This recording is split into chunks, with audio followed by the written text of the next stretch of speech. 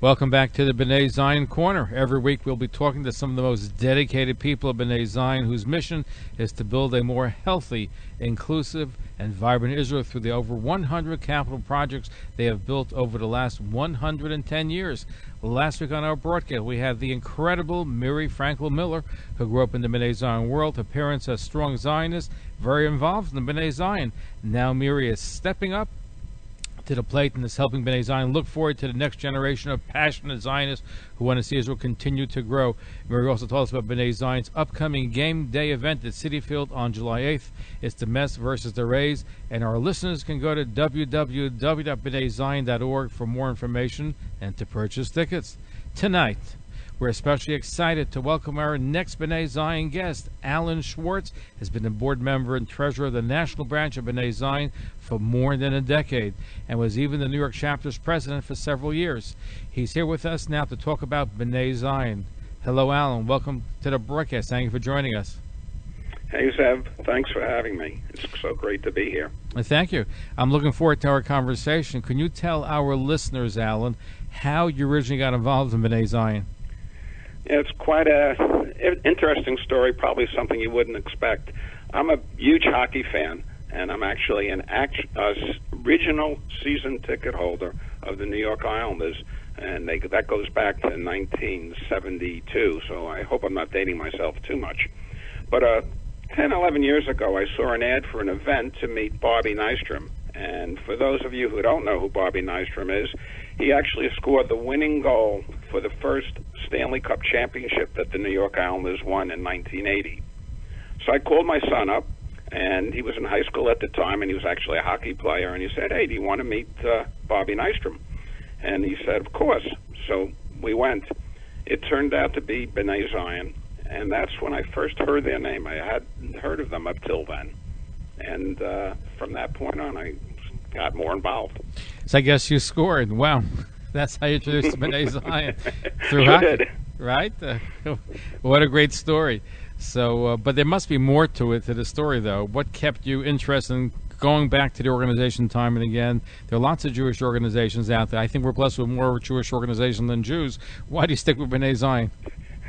You're absolutely right. But I could feel a connection instantly. I mean, I was at a stage of my life when I was feeling like I really wanted to start giving back and getting involved. And like you said before, it has been, we've been doing important work on behalf of Israel for over 110 years. And specifically, being able to get involved in an organization that supported humanitarian projects, helping people, really was important to me. You know, before we mention, Alan, that there are lots of different aspects of Bnai Zion, many different projects. So perhaps you can tell our audience more about the kinds of humanitarian project Bnai Zion is working on. Our listeners are strong supporters of Israel. They love the country. Be very interested to know what Bnai Zion is doing, or perhaps how they can get themselves involved in the organization. Sure. Actually, there are probably 6 main projects that we're involved with currently. And I'll quickly go through the 6 of them right now. First is the Bnai Zion Medical Center, which is in Haifa. And currently we're building an underground emergency room in case of a bombing or an attack. In fact, during the Lebanon War, a bomb actually shattered some of the windows in the hospital. Second project is Israel Elwyn. It is a beautiful pavilion that is supporting adults with significant mental challenges, and we are building a new additional housing for more of the residents. Third is the Yubalim Center in Ma'ale Adamim, which is the only senior center in the area that is home to over 3,500 elderly citizens and is currently accommodating almost 1,000 Holocaust survivors. They are completely reliant upon the essential services supplied by this center, and we are building a sorely needed extension to that center. Yad Leah supports comfort and dignity to disadvantaged families in Israel through the distribution of newly and gently used clothing. The clothing is collected and packaged here in the United States, actually across the border in New Jersey, and is distributed through centers in over 30 communities throughout Israel. Next project is David Yellen Academic College. We were training future educators to mentor people from early childhood to an advanced age. The college is growing, and we are there to help them remain successful. And finally, which is kind of like my favorite, is the Ahava Village for children and youth. And that's, if I could, I'd like to speak a little bit more about. Yeah. Okay. We covered that before. It's a great place, but I think it's worthwhile to tell our audience more in detail what it's all about. Great. It's got an incredible history. Ahava was originally founded in Berlin, Germany, before World War II by a woman named Bede Berger. It was a home for battered and orphaned Jewish children. Bede quickly realized the need to get the children out of Berlin, or they would surely be forced into the Nazi concentration camps. So she did everything she could. She begged, borrowed, stole to get the maximum amount of kids out at a time, which then was only 35. She did this over and over and over again, eventually saving over 300 Jewish children from what was certain to be a horrible fate, bringing them to what was then Palestine. Unfortunately, about 35 to 50 of the children were not able to be saved. In her honor, Ahava Village for Children and Youth was founded in Israel after the war outside of Haifa. Every day, disadvantaged and traumatized children in Israel are removed from their homes due to abuse, violence, abandonment, or neglect. Hundreds of these children find refuge in Ahava Village, where they benefit from a supportive and stable living environment and a range of therapeutic programs, from psychological testing and counseling to animal therapy. Unfortunately, there is no specific designated space for the children to receive these therapies.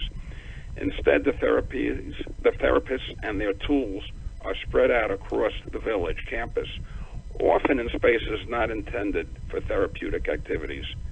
So we are actively working to support the construction of a new therapy center, which will greatly help the children recover from the trauma and give them a promising future, which they so greatly deserve. Alan, that's an incredible history. Have you been there, and what's it like? Actually, just after Passover this year, myself and my wife joined a mission that was led by Bnai Zion, and we went there, and it's absolutely beautiful, it's inspiring. The children gave us a performance.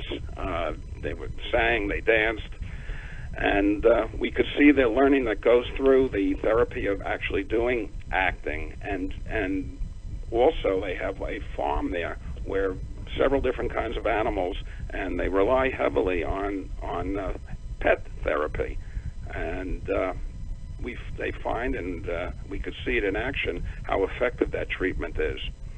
Additionally, their director, who I met here in the States and met again over there, is a gentleman named Yoav. He's a father, a grandfather to each and every one of the kids living at Ahava. He knows each child by name, and everyone there is really part of a very large family. And as we toured around, we noticed several of the children run up to him and jump into his arms. It was so heartwarming to see these kids that have had such difficult lives be able to really start to thrive in this environment. Kol hakavod, because Ahava sounds like an absolutely vital project in Israel for traumatized children. Bnai Zion is literally saving hundreds of lives each and every day.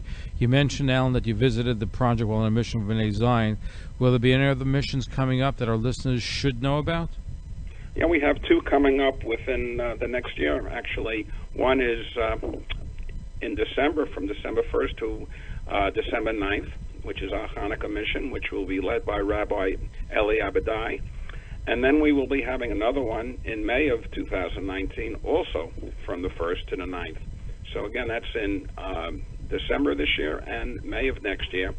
Both of the missions will be visiting most of our projects, and definitely will include Ahava in both of them. That's all the time we have this week for the Bnai Zion Corner. Alan, can you please give our listeners some contact information of Bnai Zion in case they'd like to know more about how they can get involved, go on one of the missions that you mentioned? Sure. as you mentioned earlier, you certainly go to our website. That's www.bnaizion.org, BNAIZION.org, for more information. Or you can call Rebecca Harari at 646-485-7999. That's Rebecca at 646-485-7999. And Zev, I want to thank you very much for having me on the show. I want to thank you for all that you're doing, especially for Ahava Village and all the other important projects of Bnai Zion. Alan Schwartz, Treasurer and Board Member of Bnai Zion Foundation, thank you for being on our broadcast. Thank you. And we're going to be right back. Don't go away. Stay tuned.